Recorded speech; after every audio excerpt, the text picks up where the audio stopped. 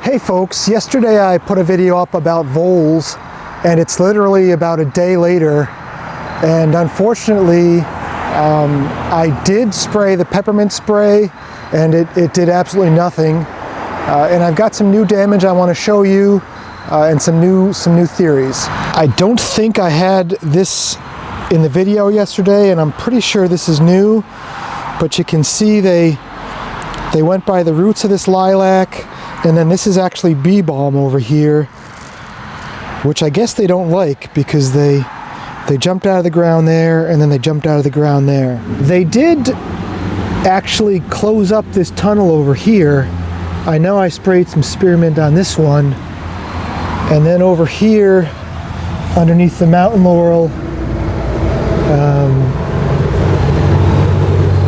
you know, I don't really see any signs of them digging more, but there's still definitely some holes there. So we're now on the other side of the house. So we were over on that side of the house. There's my front door and the sidewalk. And over here, this is, I can't say it's Vera Jameson sedum, but it's Vera Jameson or something very similar to Vera Jameson sedum. And they have literally circled every one of them. The ground is raised around each of these plants.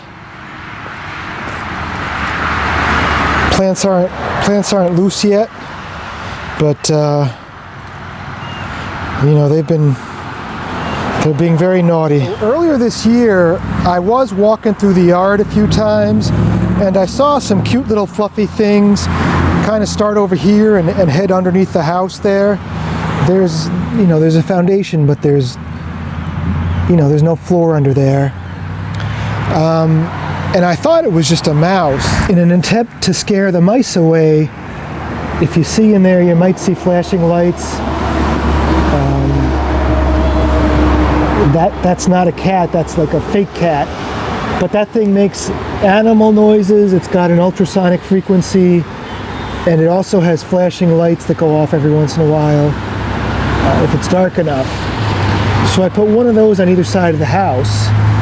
And I almost wonder if I kind of flushed them out. I mean, they're not too intimidated by it because this is also a vole trail. All right, so my plan today is to try this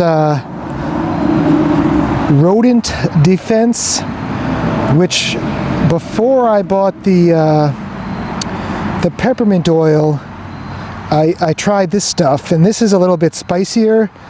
But if you look at the bottom right there, it's actually got 0.317% peppermint oil and 0.211% rosemary oil.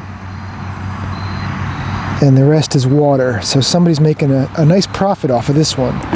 And then if you want to read the label, there it is in the back. I've used this one, and I find this one is a lot spicier than the spearmint oil I used yesterday. So what we're going to do is I'm going to go around and step on all the tunnels, make it a little harder for them. I'm not going to step too aggressively because if it squeaks I want to stop. And then I'm going to spray this stuff, and I am going to wear a respirator today. This one is for particulates, and it's got nuisance charcoal in it. So if any of this gets aerosolized, you know, it'll just keep me from getting a runny nose. And I'll wear some glasses as well to keep this stuff out of my eyes. So hopefully we'll just make it more work for them, and they will decide to move elsewhere because it's more work to have to keep redigging all their tunnels.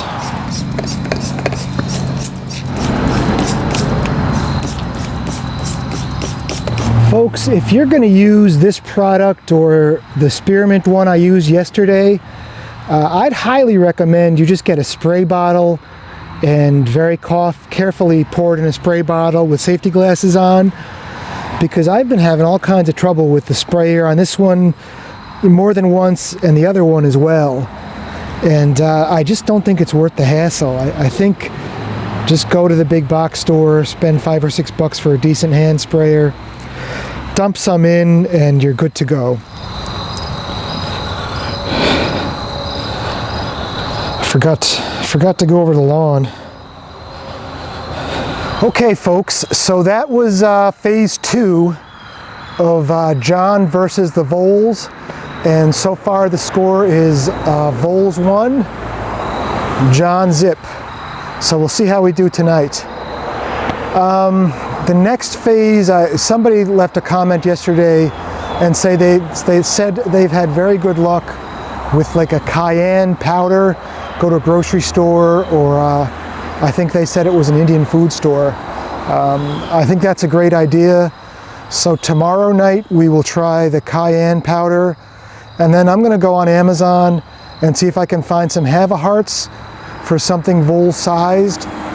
And I was on YouTube last night and there was a guy, he caught a gopher, but you know, maybe what I do next is dig up the tunnels, put the Have-A-Heart, check them daily in the morning, and if I get something, just relocate it, maybe just somewhere else in the property. I think there's wildlife laws about doing that in Connecticut, so maybe just take it to a farther part of the property, and maybe it won't come back. But it's going to be, you know, this isn't going to be won or lost overnight,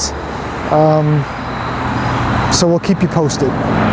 Thanks for watching, folks, and we'll see you soon. Take care.